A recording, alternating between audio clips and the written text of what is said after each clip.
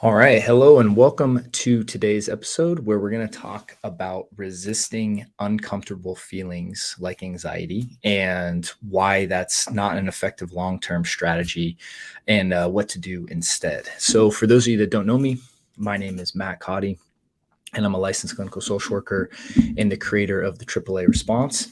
And before we dive into the episode, a couple things. So, number one, I just wanted to let you know that my new book is officially up and available. And so we have a little link right down in the notes where you can get it. And so the book is called From Stuck to Unstuck. And really what it is understanding kind of the why the AAA response is the solution to really breaking this wheel, and more importantly what the AAA response is and how to start putting into practice into your life, and really understanding that the problem of OCD and anxiety is this idea that we're stuck in this loop. And so in order to get unstuck, we have to make sure that we're eliminating all of our safety behaviors, specifically the mental ones, hence why the AAA response is so important. So all you need to do to get access to it is just click the little link. You'll be taken to a page. You can get all the details. We're actually including the audiobook right now as a free bonus, when you get your copy. So you'll be able to get that as well if you prefer audio. And so I just wanted to make that, special announcement today because really excited about it. And I know it's going to be helpful for a lot of people. So with all that said, let's go ahead and dive into today's episode. Also, if you could like and subscribe as well as leave a review on iTunes, it would really just help the show as well. So let's talk about resisting uncomfortable feelings. When it comes to OCD and anxiety, there's the two main aspects that really get people stuck. And so some people get stuck primarily in thought with the intrusive thoughts or the what if thoughts, and they get kind of stuck in their mind. Another way people get stuck is in their bodies, right? And essentially this just heavy resistance to feelings in the body, right? So in these feelings manifest in various different ways, right?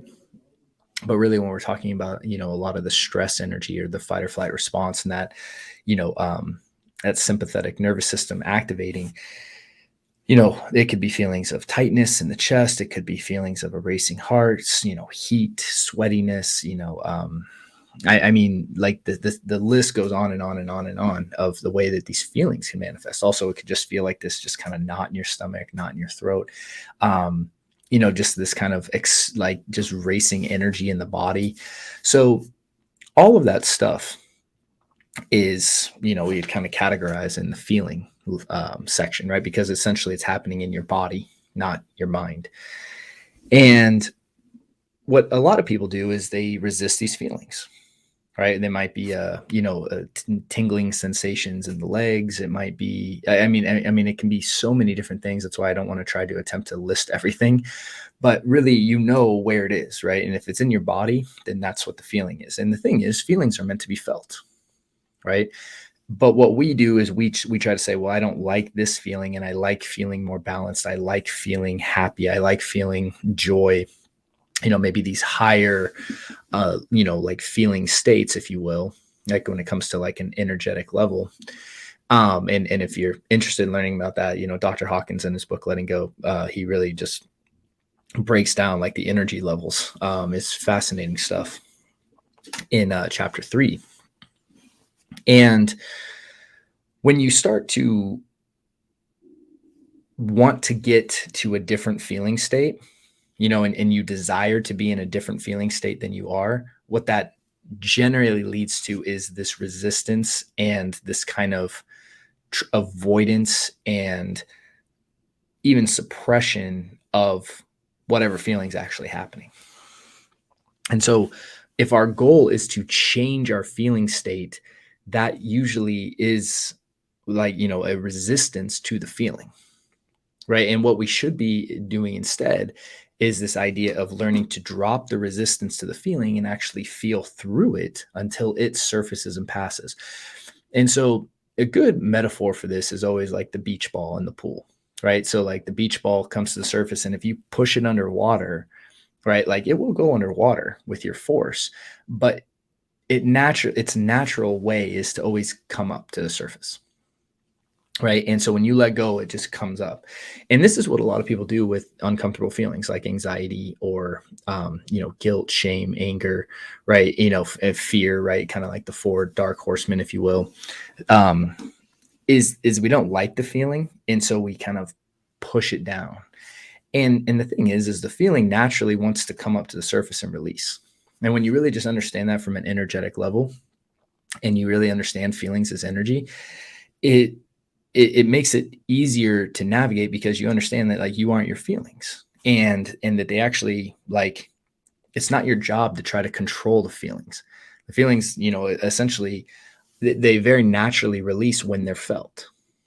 And when we can actually feel the feelings and feel the energy behind the feelings and just that and really just feel them, you know that is a much healthier approach to navigating uncomfortable feelings in the body. And unfortunately, it's the last thing that most people want to do, right? And I say unfortunately, I shouldn't even say unfortunately. It's what most of us have been programmed to do because every other commercial, right? It might seem that you see online is like, well, if you feel uncomfortable in any way, we need to change that. And there's always some kind of solution to insert and change that. And, a lot of people medicate. All right, so let's talk about some of the things that we do to resist uncomfortable feelings. We medicate, right? This could be weed, alcohol, right? Sugar, right? Just compulsive eating, right? Like we are purposely in putting something in our system because it makes us feel better, right? And generally it's not in our long-term best interest. And then there's also like distraction, right? So being on our phones, you know could be anything, just staying busy, right? A lot of people with anxiety, what I found, or a lot of people who wrestle with anxiety really try to overpack their schedules, because what happens is when they finally like are still and with themselves, that's when the anxiety starts to usually come to the surface. And so they distract themselves with busyness. Could also just be, again, binge watching shows, listening to like consuming stuff all the time. So like just always listening to music, podcasts, and you can always justify it. You're like, well, I'm learning something. I'm listening to an audiobook, or all these other ways, right? And but at the like again, this is why honesty is so important, right? Is like you have to get honest about what you're doing. It's like, yes, listening to audiobook is great, right? Listening to podcasts is great, but then you start to look at like, well, why are you doing it, and why are you doing it at the level you're doing it? And if the answer is because I just don't like what I feel when I'm not doing it, that's a really good indication to say, hey, let me bring some awareness to what's going on in my body and give it the awareness and attention that it needs, and let me feel what's going on. Because the reality is once we actually feel our feelings, our body has this natural way of reaching homeostasis,